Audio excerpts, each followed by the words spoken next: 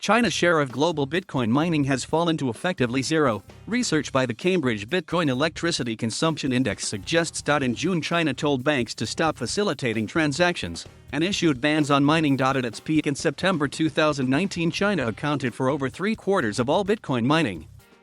China's crackdown initially led to a 38% fall in mining globally, CBECI said. However, this was partially offset by a 20% bounce back over July and August, suggesting that some Chinese mining equipment has been successfully redeployed overseas. Researchers said China has since declared all Bitcoin transactions illegal, though that occurred after the period covered by the Cambridge research.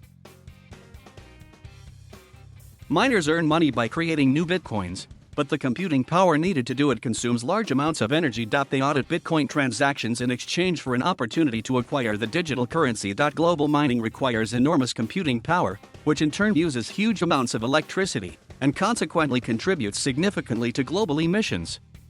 The CBECI, which is produced by the Cambridge Center for Alternative Finance, tracks the geographic distribution of computing power used for mining Bitcoin, receiving data from a number of commercial Bitcoin mining pools. The latest data, which covers the 4 months to the end of August, suggests that most Bitcoin mining is now US-based, with Kazakhstan second and Russia third.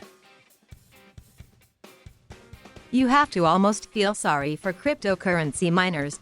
Changing attitudes around the world to crypto are pushing and pulling these businesses in different directions. The decline of China as a crypto mining powerhouse has been unexpected and rapid. The government has clearly decided it is dead against crypto in general due to its anonymous and decentralized nature, plus the environmental costs that come with mining. On the flip side, Kazakhstan has welcomed these homeless companies with open arms and is seriously cashing in. Kazakhstan has more than doubled its contribution to crypto mining since April. But even here there are signs of strain. Industry insiders tell me that the rapid growth is already putting pressure on electricity levels in some cities, and regulation and legislation are likely to be on the way to make the country's crypto boom more sustainable.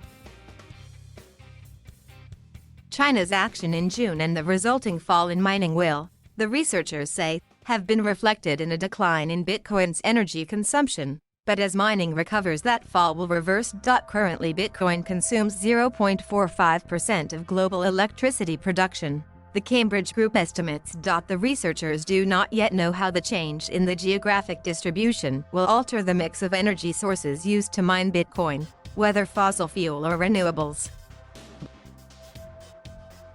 That, they say, will be the subject of future analysis. Earlier research by CBECI revealed an annual migration of miners in China, moving between provinces with cheap electricity from fossil fuel to regions where hydroelectric power was abundant in the rainy season. With the ban, miners must look for cheap electricity elsewhere.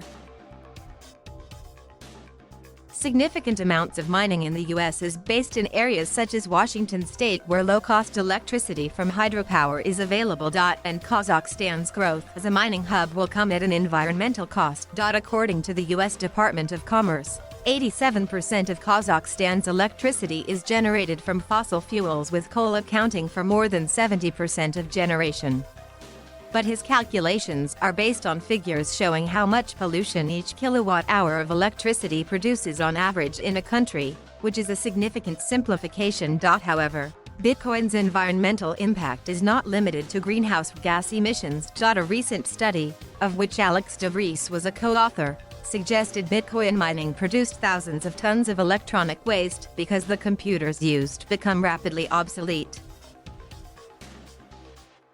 Mr. de Vries thinks the shifting geography of mining may not alter that much, but notes that Kazakhstan has no national legislation on e-waste, so the handling of it is even worse than in many other countries.